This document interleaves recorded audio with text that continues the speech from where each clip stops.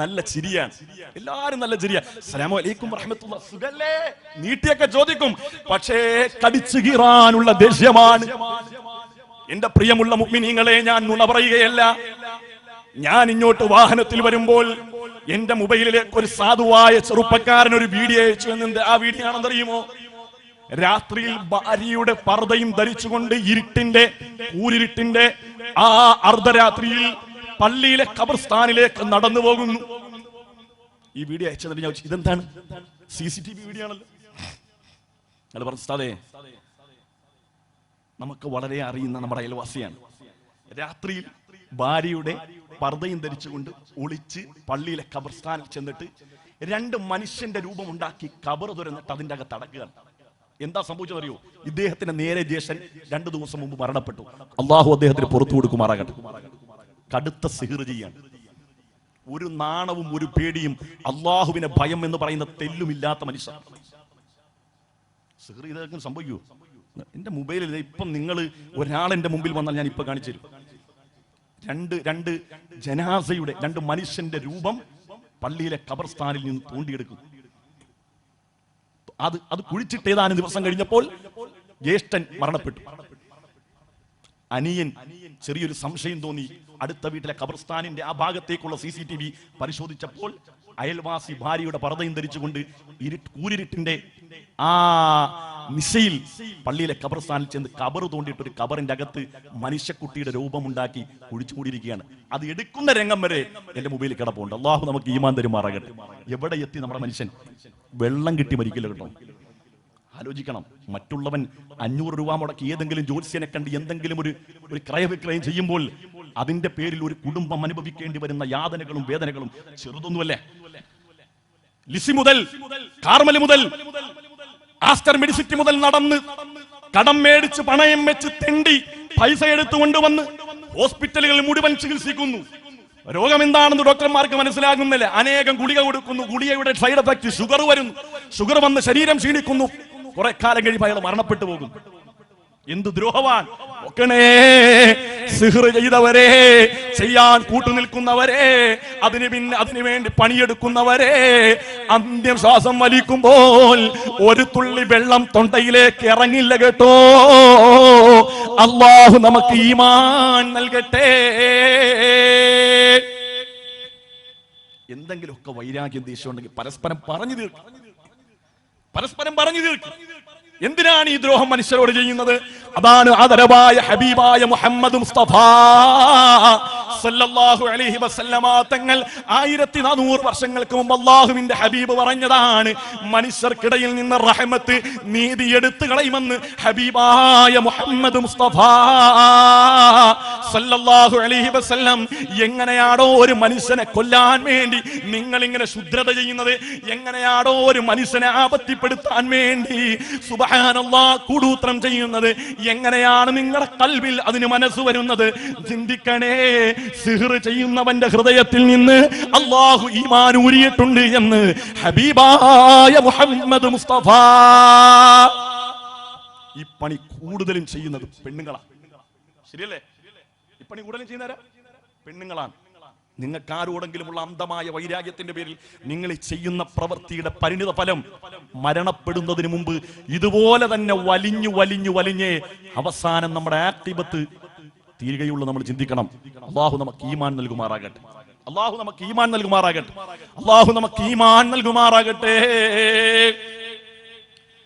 അല്ലാഹുവിന്റെ ഹബീബ് പറയുകയാണ്, യഅതി സമാനുൻ അലാ ഉമ്മത്തി, എന്റെ ഉമ്മത്തിനൊരു കാലഘട്ടം വരാനുണ്ട്. ഹമ്മുഹും ബുതൂൻ, അന്നത്തെ മനുഷ്യരുടെ സ്വഭാവത്തിൽ പരമപ്രധാനമായ സ്വഭാവം ഹമ്മുഹും ബുതൂൻ, വയറ് നിറക്കുക എന്നുള്ളതാണ്. തിന്നുക എന്നുള്ളതാണ് ശബദം. രാവിലെ യൂട്യൂബ് എടുത്ത് നോക്കും. കരുനാപ്പള്ളിയിൽ പുതിയ ഹോട്ടൽ തുടങ്ങി. അവിടെ അൽഫാമുണ്ട്, തന്തൂരിയുണ്ട്, പുതിയ കുറെ വെറൈറ്റി ഭക്ഷണമുണ്ട്. പെണ്ണുമുള്ളനെ കയറ്റുക, മക്കളെ കയറ്റുക, പുറകിരുത്തുക, നേരെ പോവുക. എവിടൊക്കെ തിന്നാൻ കിട്ടുമോ അതിങ്ങനെ കാണുക, ഫോട്ടോ എടുക്കുക, വാട്സപ്പിൽ സ്റ്റാറ്റസ് ആക്കുക. ആ മനുഷ്യരുടെ പരമപ്രധാനമായ ലക്ഷ്യം എന്നുള്ളത് തിന്നുക എന്നുള്ളതാണ്.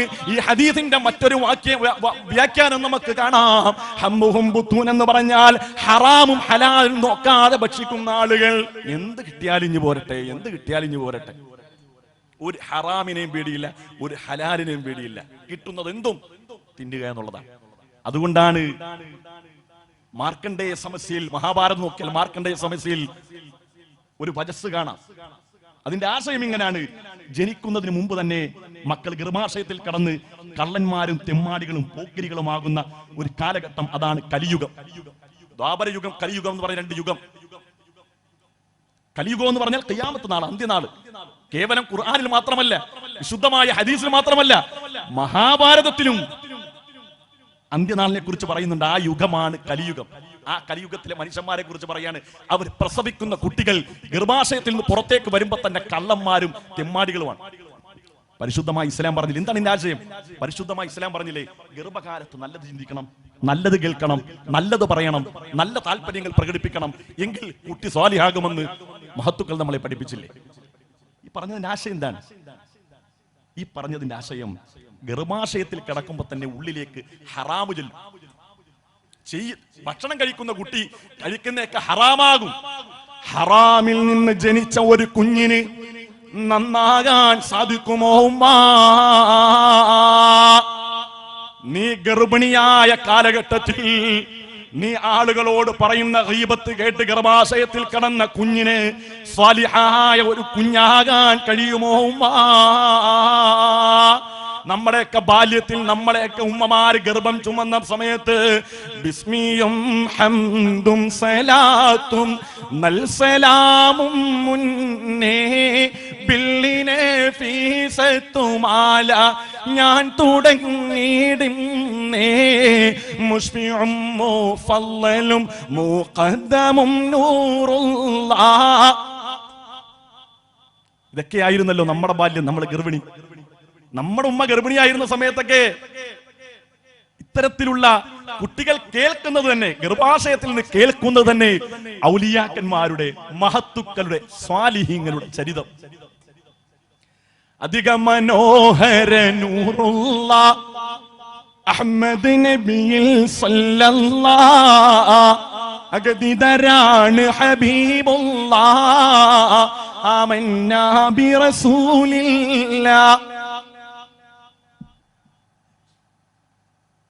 അതൊക്കെ മാറി, അതെല്ലാം മാറി.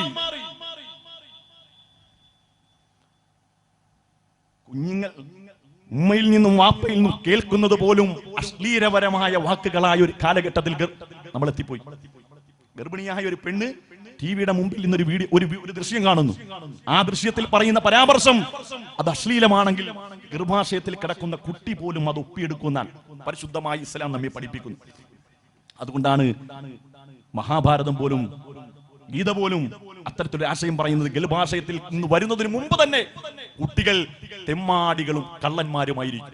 അള്ളാഹു നമ്മുടെ മക്കളെയൊക്കെ സ്വാലിഹീങ്ങളാക്കി തരുമാറാകട്ടെ. അള്ളാഹു നമ്മുടെ മക്കളെയൊക്കെ സ്വാലിഹീങ്ങളാക്കി തരട്ടെ. അള്ളാഹുവിന്റെ റസൂല് പറഞ്ഞു, ഹമ്മുഹും ബുത്തൂൻ, അവരുടെ പരമമായ ലക്ഷ്യം എന്നുള്ളത് ഭക്ഷണം കഴിക്കുക, തിന്നുക, ഹലാലെന്നോ ഹറാമെന്നോ നോക്കാതെ തിന്നുന്നവരാണ്. വഖിബിലതുഹും നിസാ, അവരുടെ പ്രധാനപ്പെട്ട ലക്ഷ്യം എന്നുള്ളത് പെണ്ണ് പെണ്ണ് പെണ്ണ് എന്നുള്ള ചിന്തയാണ്. അള്ളാഹു നമുക്ക് ഈമാൻ തരുമാറാകട്ടെ. അള്ളാഹു നമുക്ക് ഈമാൻ തരുമാറാകട്ടെ. ലോഭ ക്രോധ പരാമൂഢാഹ കാമസക്താജാമാനവാഹ.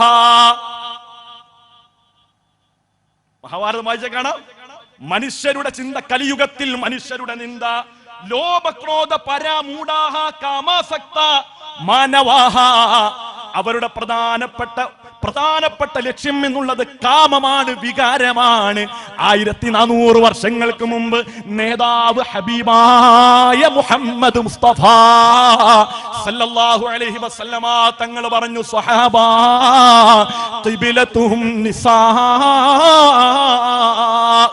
അവരുടെ പ്രധാന പ്രധാനപ്പെട്ട ലക്ഷ്യം എന്നുള്ളത് പെണ്ണാണ്, പെണ്ണാണ്, കാമമാണ്, വികാരമാണ് അവരുടെ ഹൃത്തടത്തിലുള്ളതെന്ന് ആദരവായ ഹബീബായ മുഹമ്മദ് മുസ്തഫ. അല്ലാഹു ഈമാൻ തരുമാറാകട്ടെ, അല്ലാഹു ഈമാൻ തരുമാറാകട്ടെ. രാത്രി 12 മണിക്ക് ശേഷം ഫോണിൽ വിളിച്ചുകൊണ്ടിരിക്കും.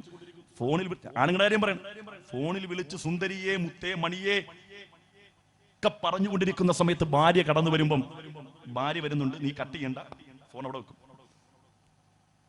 അപ്പൊ ഭാര്യക്ക് മുഖത്ത് എന്തെങ്കിലും ഒരു കളലക്ഷണം കാണുമ്പോൾ അവളെ സോപ്പിടാൻ വേണ്ടി, നിന്നെ കല്യാണം കഴിച്ചതാണ് എന്റെ ഭാഗ്യം, എന്റെ ജീവിതത്തിലെ ഏറ്റവും വലിയ ഭാഗ്യം എന്നുള്ളത്. അപ്പൊ ഇതെല്ലാം കാമുകി അപ്പുറത്ത് നിന്നോട് കേട്ട് അപ്പുറത്തെ സൈഡിൽ കേൾക്കുക. ഇവിടെ അങ്ങോട്ട് പോയി കഴിയുമ്പോൾ വീണ്ടും ഈ ഫോൺ എടുത്ത് ഉപയോഗിക്കുമ്പോൾ ഈ ബന്ധം ഇവിടെ വെച്ച് അവസാനിപ്പിക്കാം. ഈ ബന്ധം ഇനി വേണ്ട, നിങ്ങളുടെ ഭാര്യയൊക്കെ തന്നെയാണ്, ശരിയാണ്.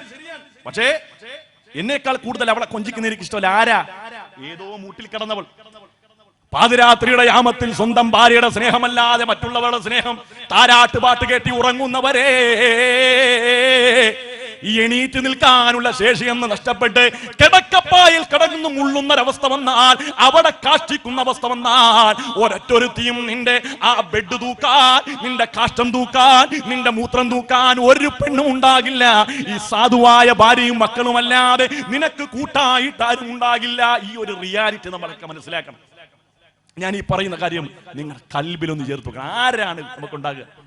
ഏതെങ്കിലും ഒരു സമയത്ത് നമുക്ക് തോന്നുന്ന വൈകാരികതയുടെ പേരിൽ നമ്മൾ നമ്മുടെ സ്വന്തം കുടുംബത്തെ, ഭാര്യയെ, പ്രിയപ്പെട്ട മക്കളെയൊക്കെ വഞ്ചിച്ച് നമ്മൾ ഏതെങ്കിലുമൊക്കെ സുഖലോലുപതയിലേക്ക് നമ്മൾ പോവുകയാണെങ്കിൽ അതൊക്കെ ഒരു നൈമിഷികമായ സുഖമാണ്.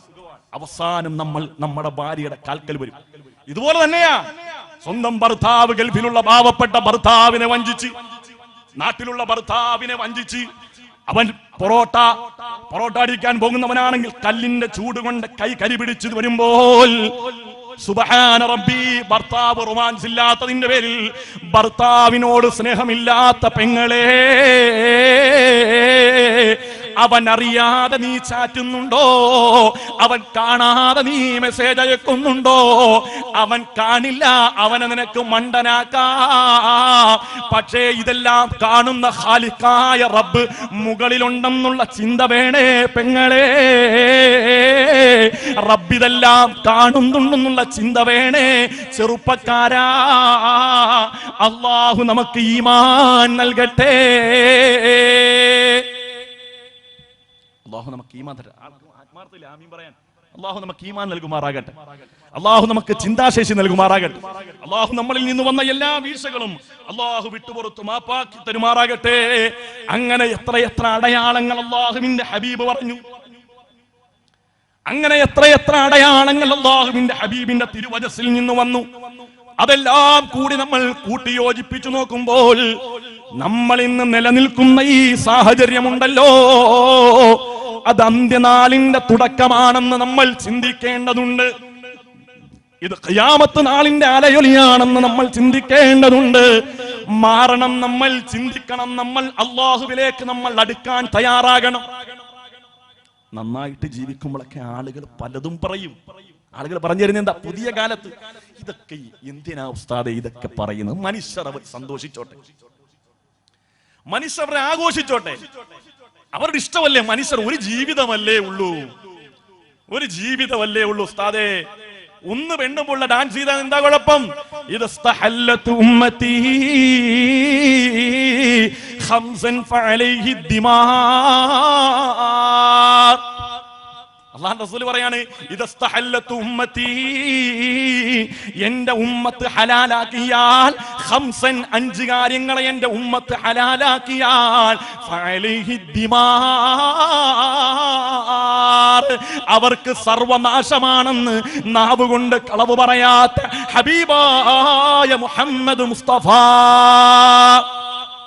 5 കാര്യങ്ങളെ എന്റെ ഉമ്മത്ത് ഹലാലാക്കും. അതിലൊന്നാമത്തെ എന്താണ്?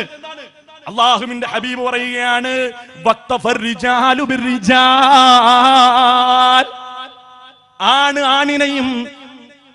ആണിനെയും പെണ്ണ് പെണ്ണിനെയും വിവാഹം കഴിക്കുന്ന ഒരു സാഹചര്യം വന്നാൽ നോക്കണേ മുഅ്മിനേ, ലോകത്തിന്റെ നാശമാണെന്ന് ഹബീബായ മുഹമ്മദ് മുസ്തഫ.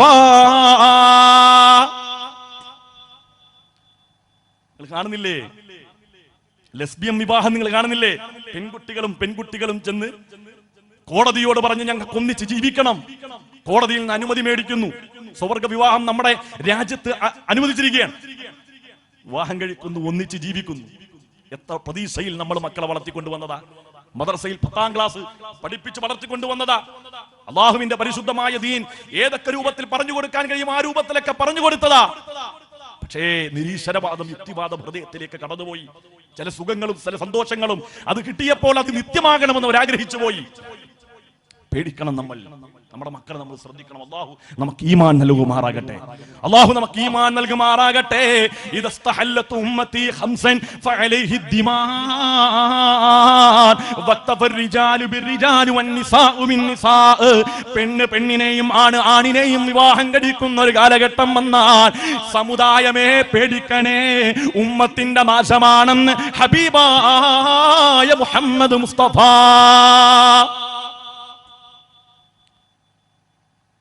അള്ളാഹുവിന്റെ ഹബീബ് അവിടെ പറഞ്ഞു നിർത്തിയില്ല. അള്ളാഹുവിന്റെ ഹബീബ് പറയുകയാണ്, എന്റെ ഉമ്മത്ത് 5 കാര്യങ്ങളെ ഹലാലാക്കുന്ന കൂട്ടത്തിൽ അവർ ഹലാലാക്കുന്ന മറ്റൊരു കാര്യമുണ്ട്.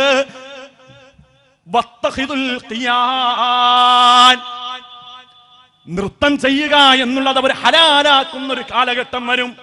ഇൻസ്റ്റാഗ്രാം എടുത്ത് തുറന്നു നോക്കിയാൽ 50ഉം 60ഉം വയസ്സുള്ള ഉമ്മമാര്, സുബ്ഹാന റബ്ബി, നമുക്ക് കണ്ടിട്ട് ചെറുപ്പക്കാരികളേക്കാൾ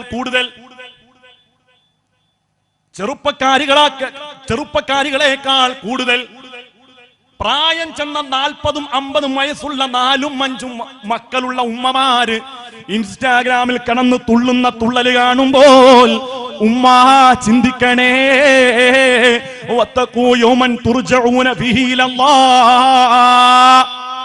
ഈ കളിയെല്ലാം അവസാനിക്കുന്ന ഒരു ദിവസം വരുമെന്ന് നീ ചിന്തിക്കണേ. അന്ന് ലൈക്ക് തന്നവരും ഷെയർ തന്നവരും ഇൻസ്റ്റാഗ്രാമിൽ റീലാക്കിയവരാരും നിന്റെ ഒപ്പം ഉണ്ടാകില്ല ഉമ്മ.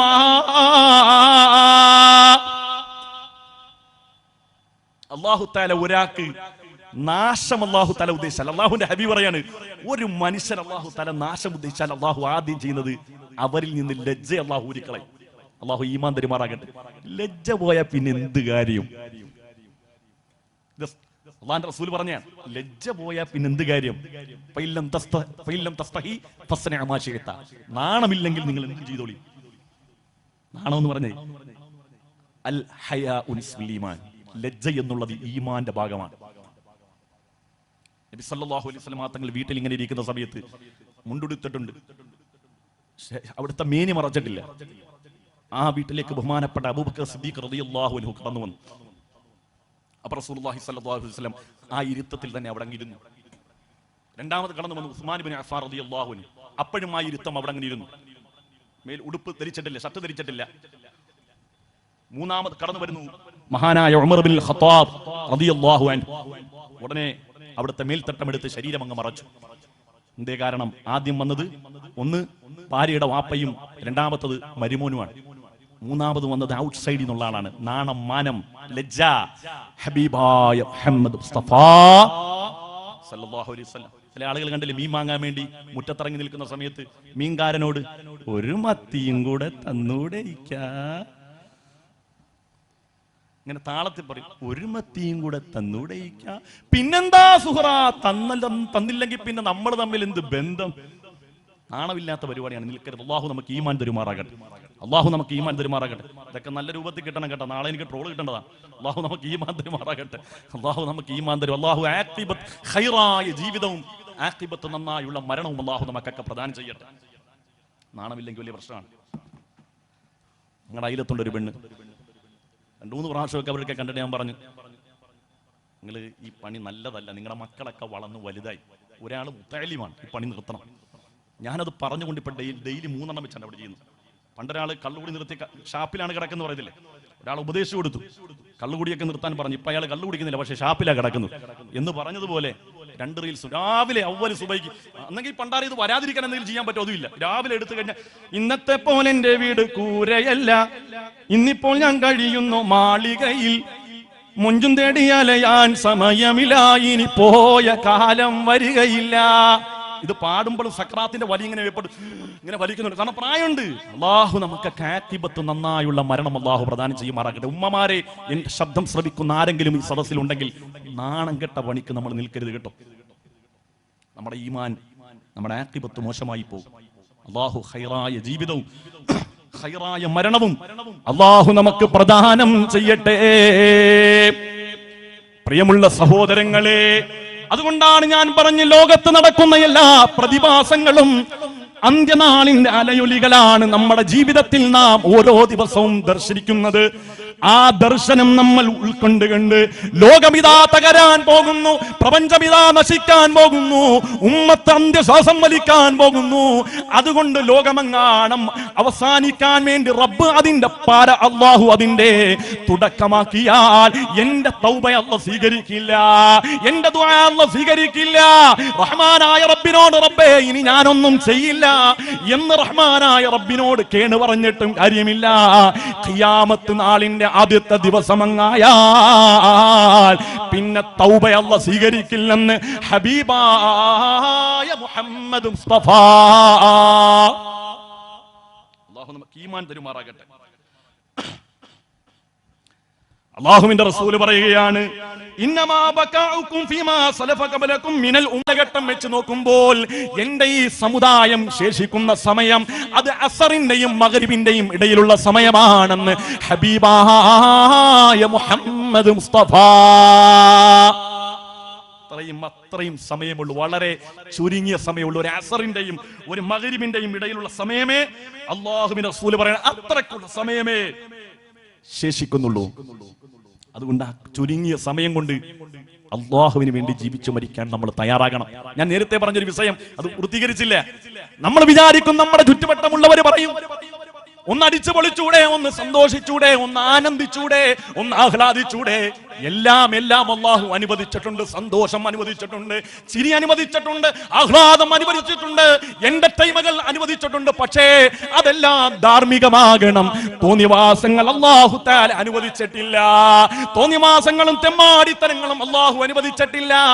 ആരെങ്കിലും ആ വഴിയിൽ ആഘോഷിക്കുന്നുണ്ടെങ്കിൽ ഇതൊരു ജീവിതമല്ലേ ഉള്ളൂ, ഈ ജീവിതം കൊണ്ട് എല്ലാം അവസാനിക്കുമെന്നാണ് നിങ്ങൾ വിചാരിക്കുന്നതെങ്കിൽ, എല്ലാ ദിവസവും നിങ്ങൾ ഓതുന്ന ഒരു സൂറത്തുണ്ടല്ലോ, സൂറത്തുൽ മുൽക്ക്, അതൊന്ന് ഓതി നോക്ക്. തബാറക്കല്ലദീ ബിയദിഹിൽ മുൽക്ക് വഹുവ അലാ കുല്ലി ശൈഇൻ ഖദീർ അല്ലദീ ഖലഖൽ മൗത വൽ ഹയാത്ത്. അല്ലാഹു പറയാണ്, അല്ലദീ ഖലഖൽ മൗത വൽ ഹയാത്ത്, മരണവും അല്ലദീ ഖലഖൽ മൗത വൽ ഹയാത്ത്, മരണവും ജീവിതവും. ഖുർആൻ തെറ്റിപ്പോയി. കാരണം ജീവിതത്തിന് ശേഷമല്ലേ മരണം.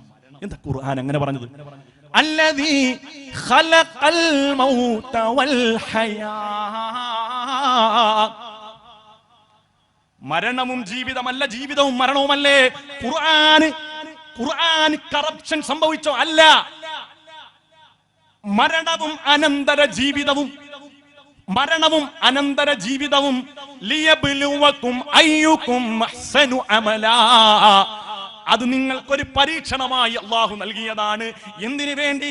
ലിയബ്ലുവകും അയ്യുകും അഹ്സനു അമലാ, നിങ്ങളിൽ ആരാണ് നന്മ ചെയ്യുന്നത്, നിങ്ങളിൽ ആരാണ് സൽക്രമം ചെയ്യുന്നതെന്ന് അല്ലാഹു തആല പരീക്ഷിക്കാൻ വേണ്ടിയാണ് മരണവും അനന്തരമായ ജീവിതം അല്ലാഹു തആല നിങ്ങൾക്ക് സംവിധാനിച്ചതെന്ന് പരിശുദ്ധമായ ഖുർആൻ. മനസ്സിലായോ? അപ്പം മരണമുണ്ട്, അനന്തര ഒരു ജീവിതമുണ്ട്, അവിടെ മഹ്ശറയുണ്ട്, അവിടെ ഹിസാബുണ്ട്, എല്ലാം ഉണ്ട്. അപ്പൊ ഈ ജീവിതം ഒരു പരീക്ഷാഹാളാണ്. ജീവിതം ഒരു പരീക്ഷാഹാളാണ്. ജനനം മുതൽ മരണം വരെയുള്ള ജീവിതത്തിൽ അല്ലാഹു റബ്ബുൽ ഇസ്സത്തായ തമ്പുരാൻ നമ്മുടെ ഹൃദയത്തിൽ കത്തിച്ചു വെച്ചിട്ടുള്ള ഈമാന്റെ വിളക്ക് അണയാതെ ജനനത്തിൽ നിന്ന് മരണത്തിലേക്ക് എത്തണേ എന്നുള്ളതാണ് ജീവിതത്തിന്റെ ടാസ്ക്. ഒരു കഥയിലൂടെ ഞാൻ അത് അവതരിപ്പിച്ചു തരാം. മഹാനായ ലുഖ്മാൻ ഹക്കീം റളിയല്ലാഹു അൻഹു, പ്രിയപ്പെട്ടവരുടെ ഭാര്യ ഒരു വേളയിൽ തങ്ങളോട് പറഞ്ഞു, തങ്ങളെ, എന്റെ കുടുംബത്തിൽ ഒരു സെലിബ്രേഷൻ ഉണ്ട്, ഒരു പരിപാടിയുണ്ട്, എനിക്ക് അതിലൊന്ന് പങ്കെടുക്കണം. ലുക്മാൻ തങ്ങൾ പറഞ്ഞു, പങ്കെടുത്തോ പെണ്ണേ, പക്ഷേ ഒരു നിയമമുണ്ട്. നീ ആ പരിപാടിയിൽ പങ്കെടുത്ത് തിരിച്ചു വരുന്നത് വരെ നിന്റെ കയ്യിൽ ഞാൻ ഒരു ദീപം, ഒരു വിളക്ക്, ഒരു മെഴുക് തിരിനാളം ഞാൻ കത്തിച്ചു വെക്കും. അത് അണയാതെ നീ പോയി തിരിച്ചു വരണേ. അങ്ങനെ നീ തിരിച്ചു വരുമ്പോൾ നിന്റെ വിളക്കെങ്ങാണം അണഞ്ഞു പോയാൽ നീയും ഞാനും തമ്മിലുള്ള ഈ ബന്ധം ഞാൻ ഉപേക്ഷിക്കുമെന്ന് മഹാനായ ലുക്മാൻ തങ്ങൾ പറയുകയാണ്. റിയാലിറ്റിയിൽ അങ്ങനെ ഉപേക്ഷിക്കുന്നത് കൊണ്ടല്ല, നമുക്ക് പിൽക്കാലത്ത് വരുന്ന നമുക്കൊരു പാഠം തരികയാണ്. ലുക്മാൻ തങ്ങളുടെ ഭാര്യ അവിടെ കുടുംബത്തിലെ ചടങ്ങിൽ പങ്കെടുത്തു. ഭക്ഷണം കഴിക്കാൻ എല്ലാവരും വിളിക്കുന്നു, പോകുന്നില്ല. ചുറ്റുവട്ടത്തെല്ലാവരും ചിരിയും കളിയും തമാശയും, അതിലൊന്നും പങ്കെടുക്കാതെ പേരിനവിടെ പോയി മടങ്ങി വീട്ടിലേക്ക് വന്നു. ലുക്മാൻ തങ്ങൾ ചോദിച്ചു, പ്രിയപ്പെട്ടവളെ, ആ പരിപാടിയിൽ നീ പങ്കെടുത്തോ? അതെ. എന്തായിരുന്നു അവിടുത്തെ ഭക്ഷണം? അറിയില്ല. ആരെയെല്ലാം അവിടുന്ന് കണ്ടു? അറിയില്ല. എന്തെല്ലാമായിരുന്നു അവിടെ നടന്ന ചടങ്ങ്? എനിക്കറിയില്ല. എന്തേ അറിയാതിരുന്നത്? ആഘോഷങ്ങളെല്ലാം നടക്കുമ്പോൾ എന്റെ മനസ്സിന്റെ ചിന്ത മുഴുവനും എന്റെ കയ്യിലിരിക്കുന്ന ഈ വിളക്കെങ്ങാണം അണഞ്ഞു പോയാൽ ഞാനും നിങ്ങളും തമ്മിലുള്ള ബന്ധം വിച്ഛേദിക്കപ്പെടുമല്ലോ എന്ന ഭയം കൊണ്ട്, പ്രിയപ്പെട്ടവരെ, കഴിച്ച ആഹാരം എന്താണെന്നറിയില്ല, ആരെയെല്ലാം കണ്ടുമുട്ടിയെന്നറിയില്ല, എന്തെല്ലാം ആഘോഷങ്ങൾ അവിടെ നടന്നെന്ന് എനിക്കറിയില്ല. ഈ വിളക്കണഞ്ഞു പോകുമോ എന്നുള്ള ചിന്തയിൽ എന്റെ മനസ്സും എന്റെ ശരീരവും മുഴുവനും, എന്റെ ചിന്താമണ്ഡലങ്ങൾ മുഴുവനും ഈ വിളക്കിലേക്കായിരുന്നു തങ്ങളെ എന്ന് ലുക്മാനുൽ ഹക്കീം തങ്ങളുടെ ഭാര്യ അവിടുന്ന് പ്രിയപ്പെട്ടവരോട് പറഞ്ഞു. ഭാര്യ ചോദിച്ചു, എന്തിനാണ് ഈ പരീക്ഷണം? ലുക്മാൻ തങ്ങൾ പറഞ്ഞു, പ്രിയപ്പെട്ട ഭാര്യ, പ്രിയപ്പെട്ടവളെ, പ്രിയപ്പെട്ട പ്രിയതമേ, ഇതുപോലെയാണ് സത്യവിശ്വാസി. അവൻ ജനനം മുതൽ മരണം വരെ എത്തുമ്പോൾ അവന്റെ ജീവിതത്തിൽ പലതരത്തിലുള്ള സെലിബ്രേഷനുകൾ ഉണ്ടാകും. ദുനിയാവിന്റെ വിവിധ തരങ്ങളിലുള്ള കാഴ്ചകൾ, അലങ്കാര കാഴ്ചകൾ ഉണ്ടാകും, ആഘോഷങ്ങൾ ഉണ്ടാകും, മദ്യ സദസ്സുകൾ ഉണ്ടാകും, മദിരാശിയുടെ സദസ്സുകൾ ഉണ്ടാകും, തോന്നിവാസങ്ങളുടെ നൃത്തത്തിന്റെ ചുവടുവപ്പിന്റെ സദസ്സുകൾ ഉണ്ടാകും. അവിടെയെല്ലാം റഹ്മാനായ റബ്ബ് നമ്മുടെ ഹൃദയത്തിൽ കത്തിച്ചു വെച്ച വിളക്ക് അണയരുതേ എന്ന് ഓർത്തുകൊണ്ട് വേണം ഓരോ ചുവടും നമ്മൾ മുന്നോട്ട് വെക്കാനെന്ന് മഹാനായ ലുക്മാനുൽ ഹക്കീം റളിയല്ലാഹു അൻഹു പ്രിയപ്പെട്ട ഭാര്യയെ പഠിപ്പിക്കുകയാണ്. അല്ലാഹു നമുക്ക് ഈമാൻ തരുമാറാകട്ടെ. അല്ലാഹു നമുക്ക് ഈമാൻ തരുമാറാകട്ടെ. ഇനി നമ്മൾ ടെസ്റ്റ് ചെയ്യാണ്, നമ്മുടെ ഹൃദയത്തിലെ വിളക്കണഞ്ഞോ? നമ്മുടെ ഹൃദയത്തിലെ വിളക്കണഞ്ഞോ ഒരു ടെസ്റ്റ് വേണ്ടേ?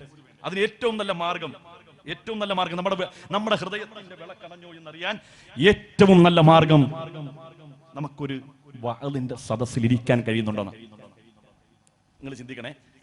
ഇവിടെ ഈ വെറ്റമുക്കിൽ ഇത്രയോ പല വിധത്തിലുള്ള തിരക്കുകൾ മനുഷ്യർക്കുണ്ട്. ഈ വെറ്റമുക്കിൽ ഇത്രയും വലിയൊരു പരിപാടി ഇവിടെ ഹബീബായ തങ്ങളുടെ സല്ലല്ലാഹു അലൈഹി വസല്ലം തങ്ങളുടെ പരിപാടി നടക്കും. നമ്മളിവിടെ പറയുന്നത് ഇവിടെ ഡാൻസോ നൃത്തമോ ചുവടുവെപ്പുകളോ ഒന്നുമില്ല. ഞാനിവിടെ തുടങ്ങിയത് മുതൽ ഇങ്ങോട്ട് ഡസൻ കണക്കിന് ഹദീസുകൾ വെച്ചാണ് ഞാനിവിടെ സംസാരിച്ചത്. എത്ര പേരുണ്ട് നമ്മൾ ശ്രമിക്കാൻ? ആളുകൾക്ക് ഇത്തരം മജ്‌ലിസുകളോട് വിരക്തി തോന്നി തുടങ്ങി.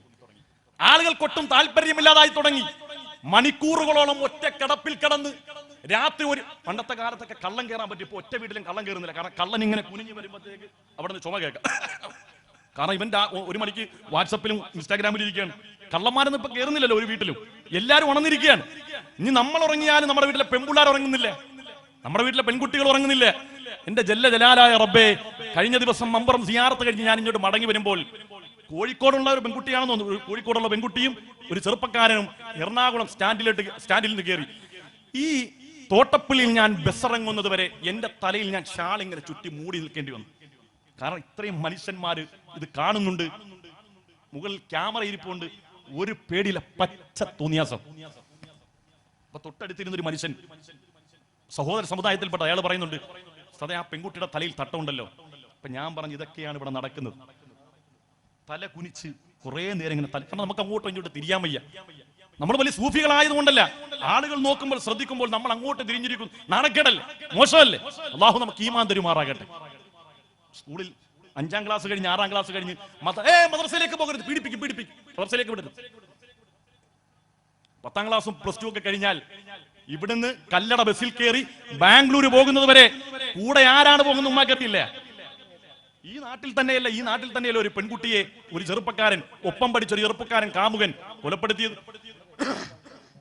അള്ളാഹു നമുക്ക് ഈമാൻ നൽകുമാറാകട്ടെ. അതുകൊണ്ട് പ്രിയമുള്ളവരെ, ഇതൊക്കെ ചിന്തിക്കണം. ആളുകൾ നമുക്ക് പലതും ആഹ്ലാദത്തിന്റെയും സന്തോഷത്തിന്റെയും ഒക്കെ വഴികൾ പറഞ്ഞു തരാൻ 100 കണക്കിന് മനുഷ്യരുണ്ടാകും. അത്രമേൽ നമ്മുടെ മക്കൾ തോന്നിവാസികളായി മാറുന്നു. എല്ലാരും വിചാരിക്കുന്നത് അവരും അള്ളയും തമ്മിൽ ഉസ്താദെ പറഞ്ഞു പറഞ്ഞു പറഞ്ഞു പറഞ്ഞു ഞങ്ങൾ കുഴഞ്ഞു. ലാ യൽഖല്ലാഹ അഹദും ബിദംബിൻ അഅ്ളമ മിൻ ജഹാലത്തി അഹ്ലി. അല്ലാഹുവിന്റെ റസൂൽ പറയുകയാണ്, യാ സ്വഹാബാ ലാ യൽഖല്ലാഹ അഹദും ബിദംബിൻ അഅ്ളമ മിൻ ജഹാലത്തി അഹ്ലി. ഒരാൾ അല്ലാഹുവിനെ കണ്ടുമുട്ടുന്ന ദിവസം അവൻ റബ്ബിന്റെ മുമ്പിൽ തലകുനിക്കേണ്ടി വരുന്നത് അവൻ ദുനിയാവിൽ ചെയ്ത ഏറ്റവും വലിയ പാതകമായി റഹ്മാനായ റബ്ബ് അവനെ വിലയിരുത്തുന്നത് മിൻ ജഹാലത്തി അഹ്ലിഹി. അവന്റെ ഭാര്യക്കും പെൺമക്കൾക്കും അവൻ വേണ്ട ദീൻ കൊടുക്കാത്തതാണ് അവൻ അല്ലാഹുവിന്റെ മുമ്പിൽ തലകുനിച്ച് നിൽക്കേണ്ടി വരുന്നതെന്ന് ആദരവായ ഹബീബായ മുഹമ്മദ് മുസ്തഫ